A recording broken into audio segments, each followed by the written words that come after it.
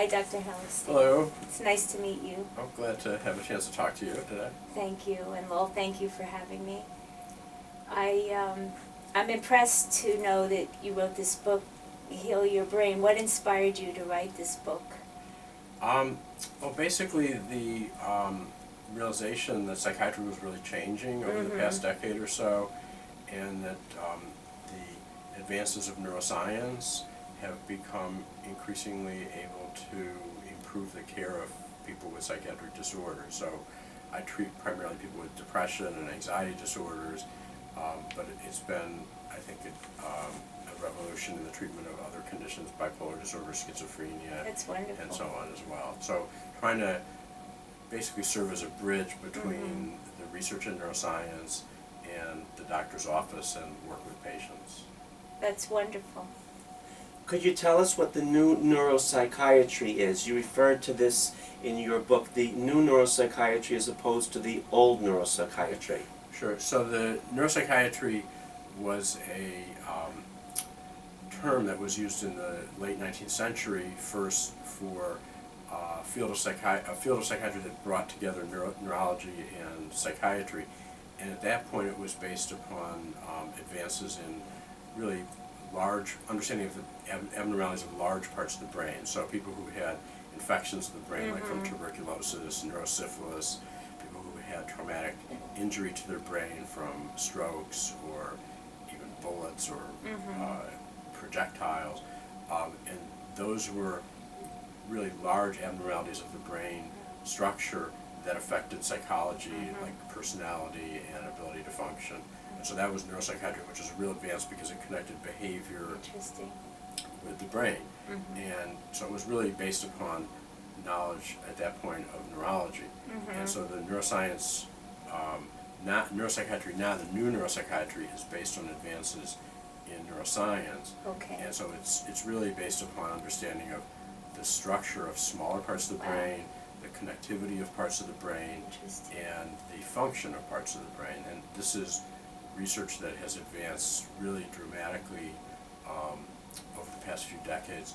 And I couldn't have written this book, say, 10 years ago. So even the last 10 years, the connection between clinical work and the laboratory has become something that's become very relevant. I know from my experience working as a drama therapist with the inpatient psychiatry, doing my drama groups, how powerful that was to help them. Just have them tell their stories with the different addictions, whether it's drugs, alcohol, behavioral.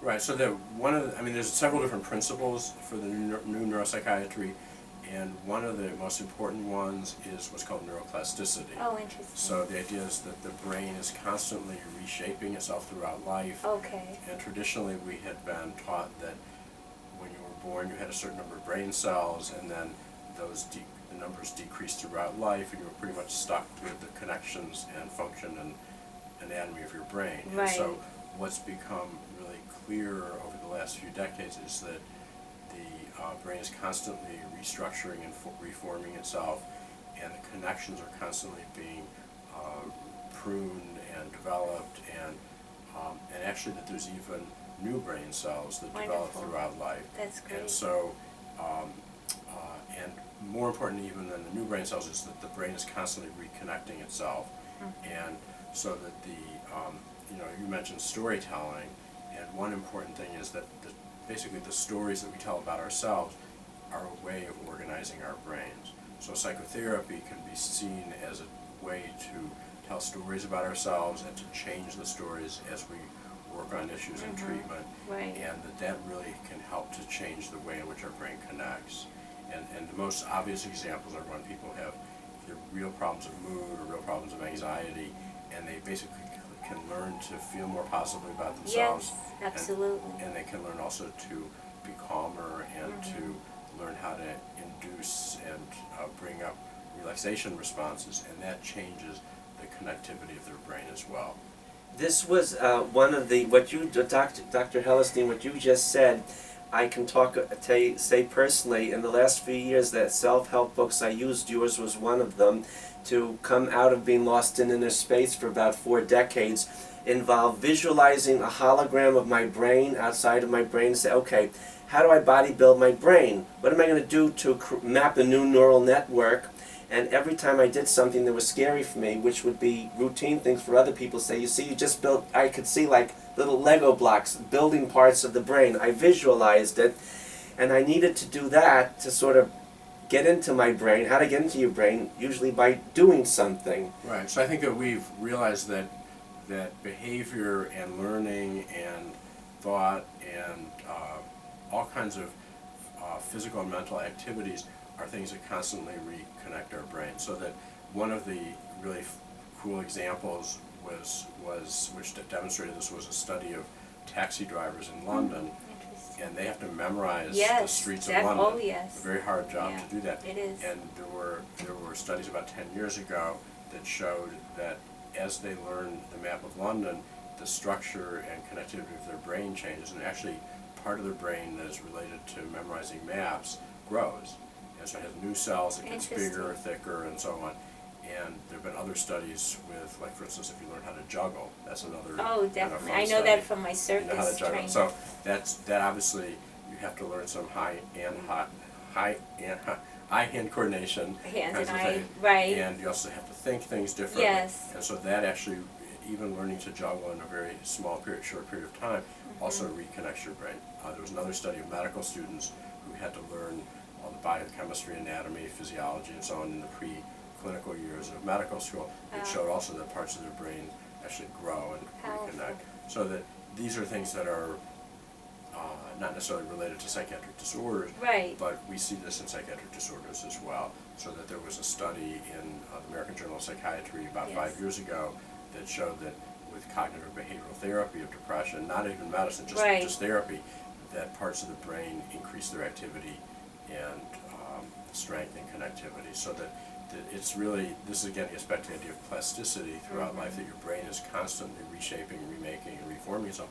And Lowell, what you're talking about is a way in which you kind of took advantage of that capacity of the brain to really find a way to think and act differently, and it sticks over time if you do enough practice and enough training.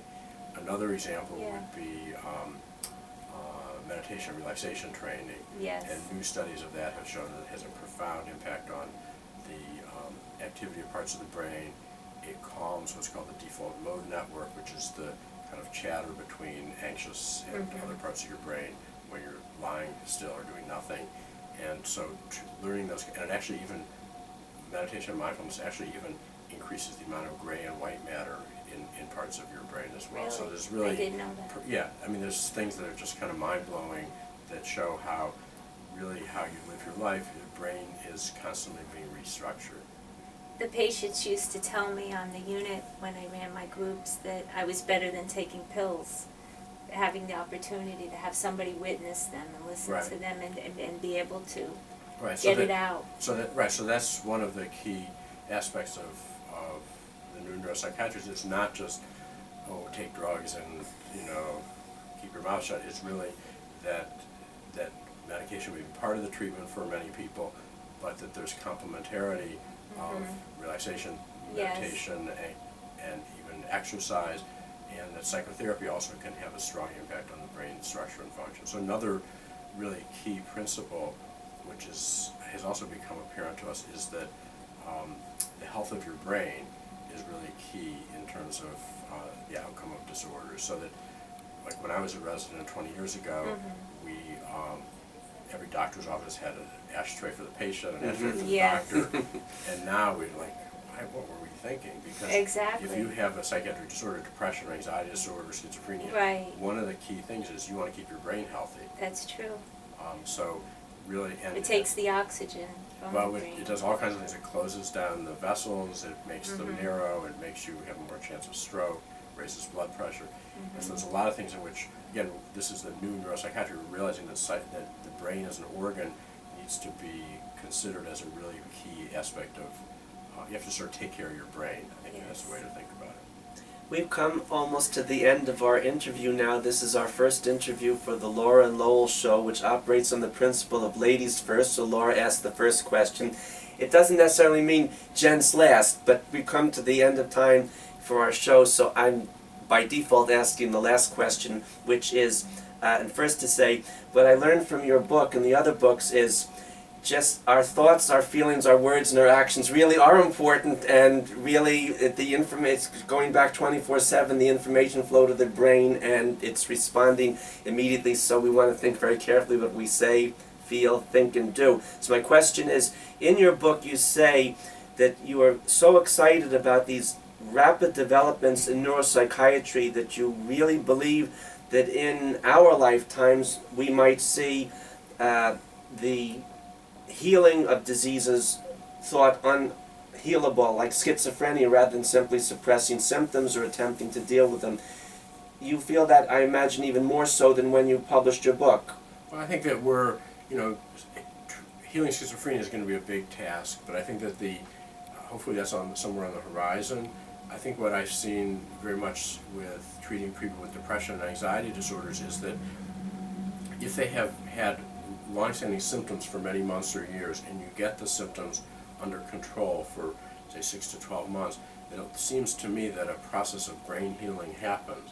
And so that what the interesting thing can be is that you see sort of a process of accelerated recovery, and people start to, like, they get into relationships, they get married, they have kids, they go back to school, they get insurance if they didn't have insurance before, they have better and more fulfilling employment, and they kind of play catch up after having symptoms for many years. Exactly. And so it's a really fascinating thing that you can say, well, you can really change the course of the disorder.